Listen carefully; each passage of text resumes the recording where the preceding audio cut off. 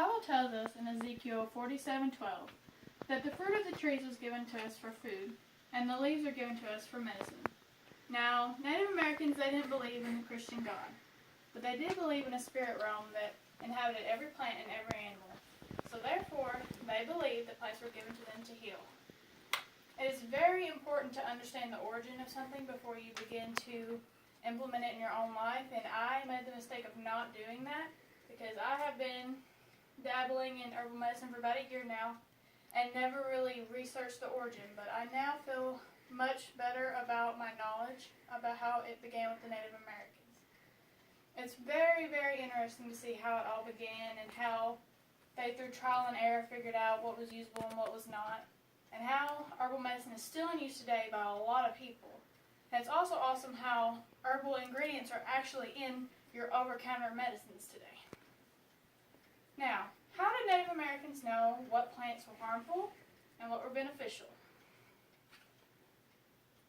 Porter Scheimer said in his book, The Healing Secrets of the Native American, that they believed they were aided by the ability to communicate with plants. They believed they could talk to plants and understand their healing power. Now, through that, yes, they believed they could communicate with plants. But when they felt something might be beneficial, first they watched the animals. Would the animals eat it? Would the animals not go anywhere near it? If the animals didn't go anywhere near it, neither did they, because it was probably harmful. Then, after that, they began to gather it, and they would dry it. And many of the remedies they found are still used today. What they would do after they gathered it, they would pound it and grind it with a mortar and pestle, much like this one. Theirs probably wasn't granite like mine is, because that would have been really difficult, but theirs would have more likely been wood or clay.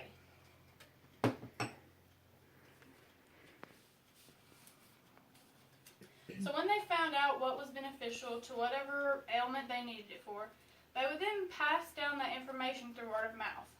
They didn't have a way to write it down. They would tell stories. So isn't it awesome how all those healing methods made it down all those generations to us today that are still used today? I'm sure you've heard of sage and basil and the horehound candy.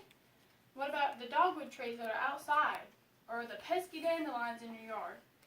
Every single one of those had a medical use to the Native Americans, and they're still used today. I've actually used a few of them myself. You probably have more experience with herbal medicine than you even realize. You probably weren't using it for medical reasons, but you could walk up to your spice cabinet right now and pull out 3 to 5, maybe 10 herbs that you could use for medical purposes. Also, herbal teas are making a huge comeback. Now, yeah, they taste good, but a lot of them have really good health benefits.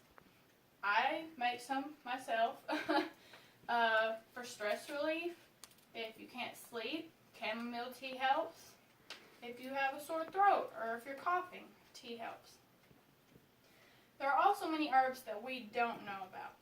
Professor James Adams told VOA News about a herb called sagebrush. Now, this is very popular in California, and it looks like grass out in the field. It's a weed. But he says it makes a very powerful pain-relieving liniment that is very important and that he believes we should all know how to use.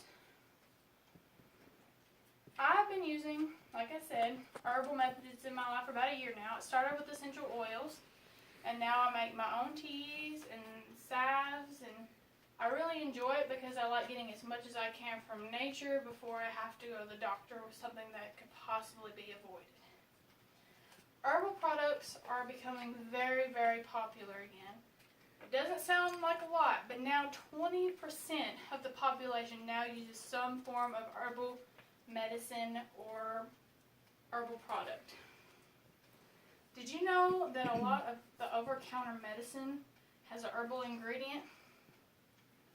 Many painkillers, allergy medicine, and dietary supplements have their own herbal ingredient. According to Dr. Zimmerman, professor of anthropology at the University of South Dakota, tells us about how Native Americans use poplar bark to cure headaches. Now, poplar bark has something that's called salicin. Salicin is now also found in aspirin. Horehound, honey, and mint were also used by the Native Americans to cure cough and sore throat. Sound familiar? You can find it in a lot of your cough drops today. It is amazing to look back and see how it all began with Native Americans. They had to go out and forage and possibly risk being poisoned to get better. And now we can have herbal supplements that we could go buy at the store, or we can actually go get medicine that have herbal ingredients. Like I said, it's always important to know the origin of something, and it's also super important to know about what you're putting in your body. And I'm sure a lot of people don't sit and read the labels on the medicine bottle, but maybe the next time you get an aspirin, check the label and see if it has that salicin in it. Next time I need a cough drop or aspirin, or I go fix a cup of my herbal tea, I'm probably going to think about the Native Americans because I studied so much about it. But I hope that with this, now you will think about it